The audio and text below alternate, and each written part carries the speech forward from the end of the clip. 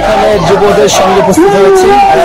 এখানে Bangladesh Fridays for future অ্যাকশনের অ্যাক্টিভিস্টরা global প্ল্যাটফর্মের থেকে আমরা এখানে উপস্থিত হয়েছি। এখানে যুব আজকে জলবায়ু ন্যায্যতা সুবিচারের কথা বলছে। যে আমরা জানি পরবর্তী কপ হতে যাচ্ছে ব্রাজিলে, কিন্তু যেটা শুনেছি সেখানে অ্যামাজন কেটে নাকি কপের অনেক আয়োজন করা হচ্ছে। গাছ লাগানোর শুধু যে কাজ তা না, গাছ বাঁচানোও কিন্তু ইম্পর্টেন্ট।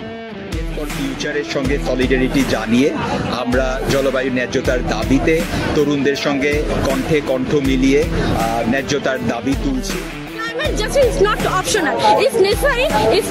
আমাদেরকে অবশ্যই ন্যায্য অধিকার পেতে হবে এবং একজন ইউথ হিসেবে আমাদের অন্যান্য ভাই বোন যারা আজকে মৃত্যুর সাথে প্রাণ জানা হচ্ছে তাদের প্রত্যেকের অধিকার আমি কামনা করছি।